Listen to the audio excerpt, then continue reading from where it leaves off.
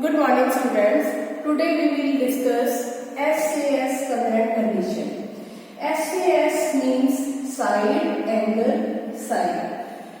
Suppose करो हमारे पास एक ट्रायंगल है ABC और AB हमें दी हुई है 5 सेंटीमीटर, BC 4 सेंटीमीटर और एंगल दिया हुआ है B 60 degree. Side angle side means दो साइड के बीच में इन दो साइड के बीच में जो एंगल बनेगा इंक्लूड होगा वो हमने लेना है. ये साइड एंगल साइड. आज इससे रिलेटेड क्वेश्चन करेंगे. पेज नंबर 143 पे है question number 1. Which angle is included between the sides DE and EF of triangle DEF. वो कहते हैं ट्रायंगल DEF है और given sides DE and DF. Which angle is included. अगर हमें SAS कंडीशन करनी है तो DE और DF के बीच में कौन सा एंगल आएगा? तो आंसर क्या आएगा? एंगल D, क्योंकि साइड DE और DF को एंगल D इंक्लूड करता है. नेक्स्ट सेकेंड क्वेश्चन है. By applying SAS congruent rule you want to establish triangle PQR congruent to triangle FED. हमें ये कंकरेंसी हमें दो ट्रायंगल दी हुई है PQR और FED. इनको हमने कंकरेंट करना है और गिवन दैट ये मैं दो ट्रायंगल ड्रॉ कर रही हूँ PQR and FED.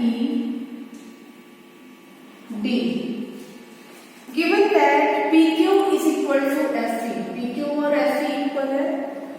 RP and RP is equal to DF. What additional information is needed to establish the congruence? अब इसको SAS से congruent करना है तो हमें थर्ड कंडीशन क्या चाहिए? देखो ये दो गिवन साइड है. इन गिवन साइड के बीच में इंक्लूडेड एंगल क्या आएगा? P और इधर एंगल क्या आएगा? F.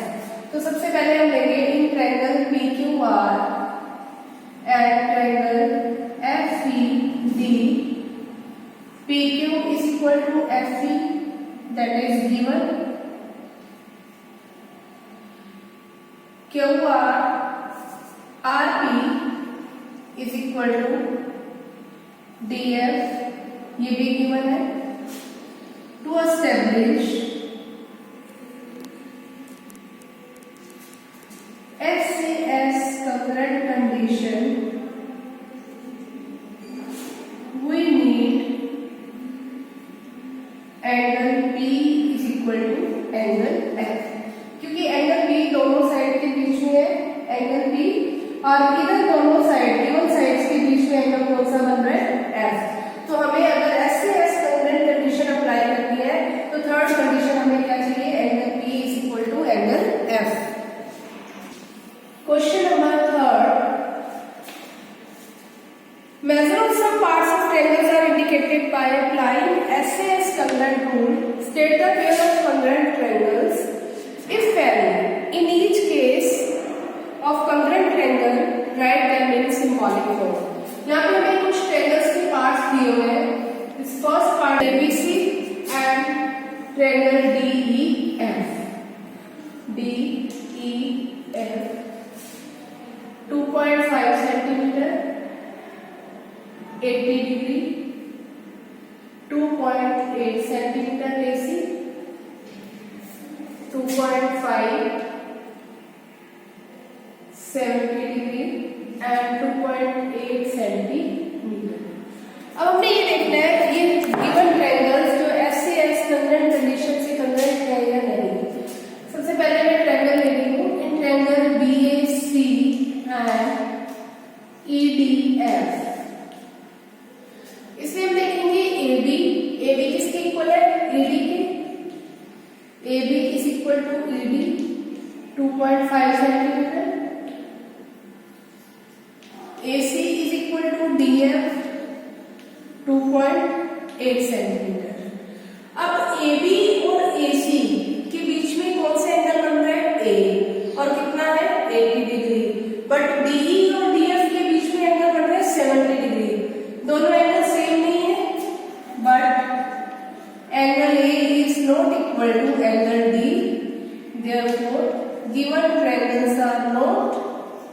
कंग्रेंट, जो ट्रायंगल्स है वो कंग्रेंट नहीं है।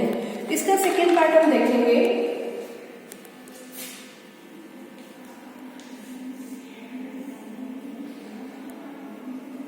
DEF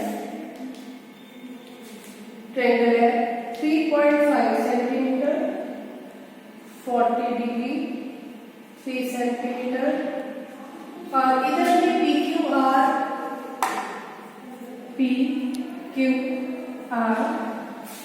एंगल क्यू 40 डिग्री दिया हुआ है और PQ 3.5 सेंटीमीटर, QR 3 सेंटीमीटर।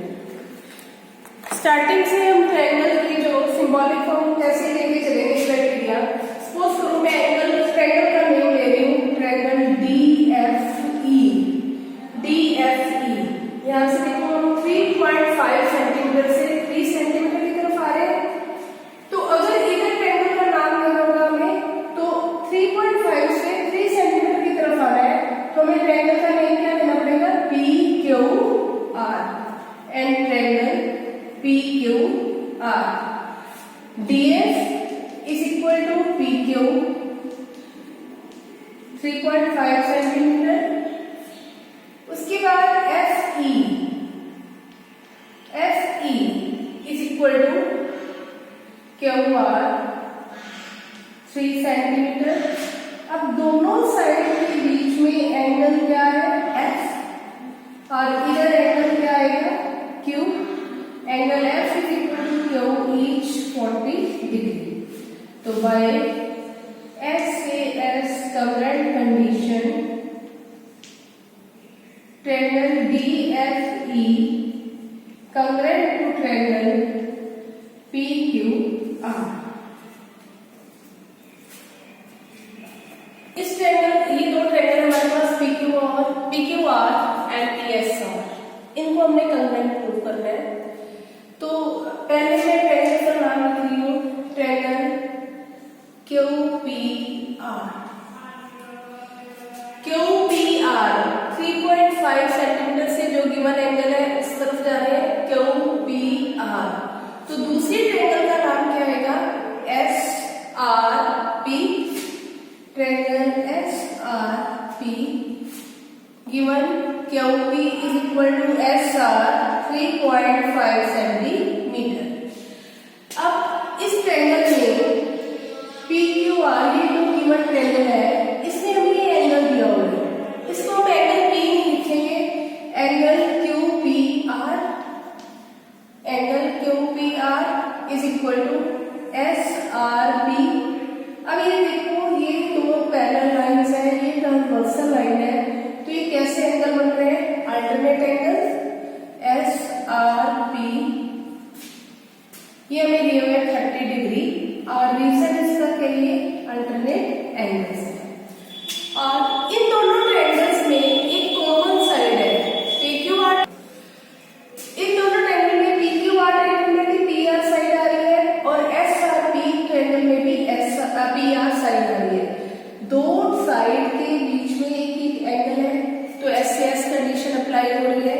यहाँ पे थर्ड कंडीशन क्या लिखेंगे, PR is equal to RP common by SAS congruent condition triangle QPR is congruent to triangle SRP। Next question है, in figure AB and CD bisect each other at point O। State the three pairs of equal parts in two triangles in triangle AOC and triangle BOD। यहाँ पे हमने 3 parts लिखने हैं, और हमें given है कि AB and CD bisect each other at point O। जब AB और CD एक दूसरे को बाइसेक्ट करती है, बाइसेक्ट का मतलब दो इक्वल पार्ट्स में डिवाइड करती है, मींस हमें गिवन क्या है, OA is equal to OB and OC is equal to OD। तो सबसे पहले AB and CD bisect each other at O, therefore OA is equal to O B and O C is equal to O D. अब हमें दो triangle AOC और BOD में 3 parts लिखने हैं। तो पहला पार्ट क्या आएगा, AO is equal to BO given, ये हमें गिवन है कि दोनों बाइसेक्ट करते हैं लाइन, और OC is equal to OD, ये भी गिवन है। अब यहाँ देखो, ये दो साइड्स है, अगर इसको एंगल 1 मान लो और ये एंगल 2, दो इंटरसेक्टिंग लाइंस हैं तो उनके ऑपोजिट एंगल्स क्या होते हैं, इक्वल। तो angle 1 is equal to angle 2 vertically opposite angles. तो by SAS congruent condition triangles are congruent। अभी इसमें 3 पार्ट्स पूछे थे। सेकेंड पार्ट में पूछा है कि which of the following condition is statement is true. तो ये SAS congruent कंडीशन से ट्रायंगल्स congruent है। हमें दो स्टेटमेंट दी हुई है, triangle AOC congruent to triangle BOD। Second statement हमें दी हुई है, triangle AOC congruent to triangle BOD। इसमें कौन सी जो स्टेटमेंट है वो ट्रू है। अब यहाँ देखो, triangle AOC congruent to triangle BOD, AOC single line से हम डबल लाइन की तरफ जा रहे हैं, लेकिन अगर DOB लेते हैं तो डबल से हम किसकी तरफ जा रहे हैं, सिंगल की तरफ। तो इसका मतलब ये स्टेटमेंट ट्रू नहीं है। सेकेंड देखिए, ट्रायंगल AOC सिंगल साइड से डबल की तरफ, और BOD में भी देखें सिंगल से डबल की तरफ आ रहे हैं। तो हम लिखेंगे स्टेटमेंट